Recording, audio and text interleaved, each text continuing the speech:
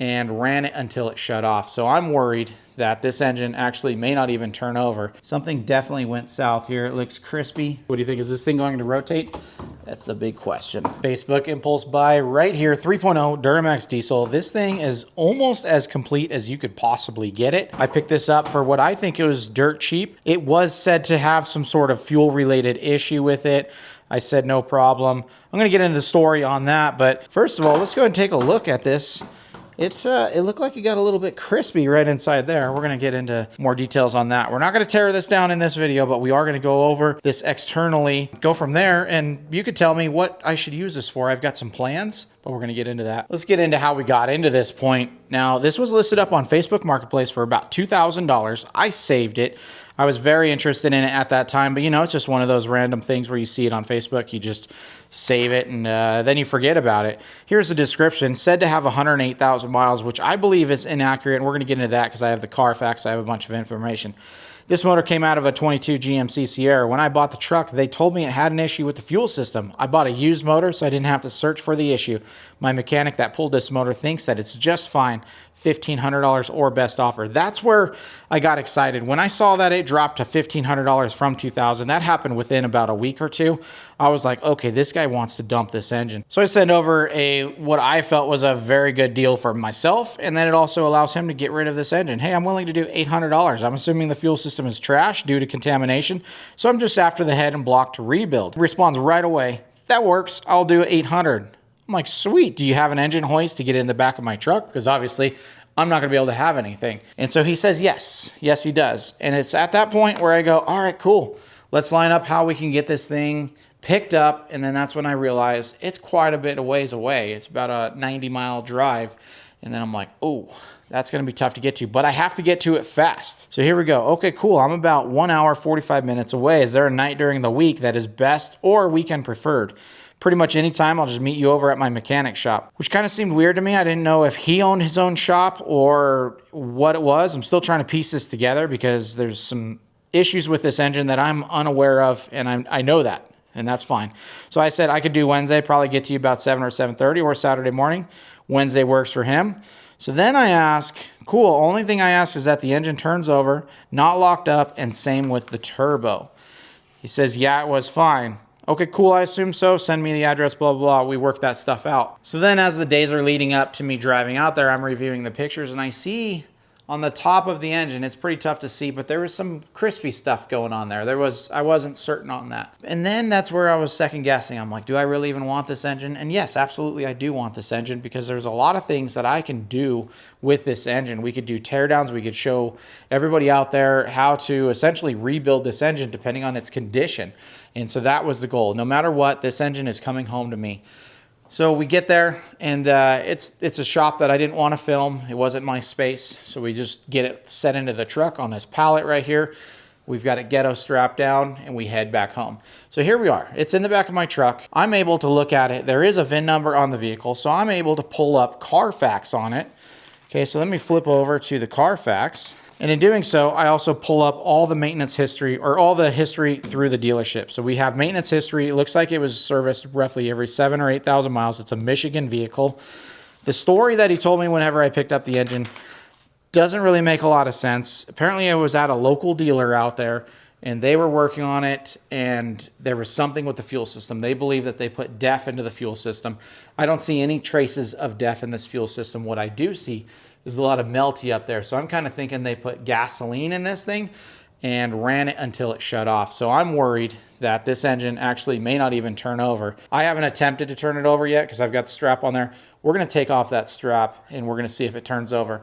But I do have bad news. This turbo that was said to spin, it doesn't spin. Doesn't spin at all. So that bad boy is locked up. Locked up solid. So if that's locked up solid, is the engine locked up solid? We'll find out in just a few moments. Back to the history of the vehicle. He said it had 108,000 miles. However, last reported here, 70,000 miles. So in 6 months, did they do 38,000 miles? I guess it's possible, but I'm not entirely sure. Now we have 6/11 of 2025. There was a repair, 62,000 miles. So that matches up on here because it shows up right here. Like I said, maintenance was roughly every 7 to 10,000 miles on this, so it's definitely not a service interval I would recommend.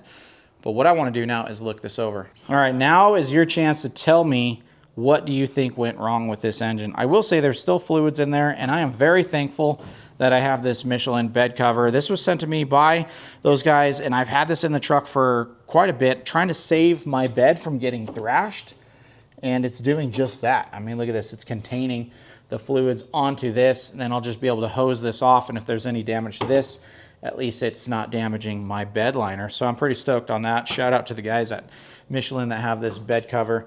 I definitely appreciate that. Now on this engine, I'm walking around it. You can see that this thing is fully complete. We've got the injection pump on there. We have the fuel rail. I don't see any signs of DEF. If this thing had DEF fluid mixed in with it, we would have DEF fluid signs right here, and I don't think that's the case. I think it's gasoline. The other thing I'm noticing with this is this rear cover plate. This has been replaced, and it looks like a recent replacement. That doesn't show up on the Carfax, nor does it show up on the GM side of things. So who did this rear cover plate? Why did we do this rear cover plate? There is maintenance history of doing the engine front cover, which it doesn't look like the block plug was done, but we don't know. It's got a bunch of miles on it, so maybe that was done early on. This front cover does look like it was replaced, but that, like I said, that block cover or that block plug is unknown. We do have the water pump on there. We've got some good accessories on there. I think this is going to be really good as a complete unit. I also have a full engine harness that I'm going to go ahead and set onto this at one point. That way we can go over rub points and whatnot. But I've got a lot of ideas on a lot of things. But as you can see, we had an engine oil pan. We had a rear cover. Why did those get replaced? Not entirely sure. Where did they go? And why isn't it on the history? So is that what it was at the dealer for? Did they work on this? I mean, it does look pretty darn new. And I'm wondering if something happened at the dealership that caused this failure of this engine. I don't even know, but that work was just recently done. And we have the foam is ripped out. So now we're looking inside and we can see some shininess inside there. There's some discoloration on all of the injector hold downs. Something definitely went south here. It looks crispy inside here. Definitely going to be a tale to find out, uncover what the story is. But for right now, I say we loosen up this strap that's not even holding onto anything.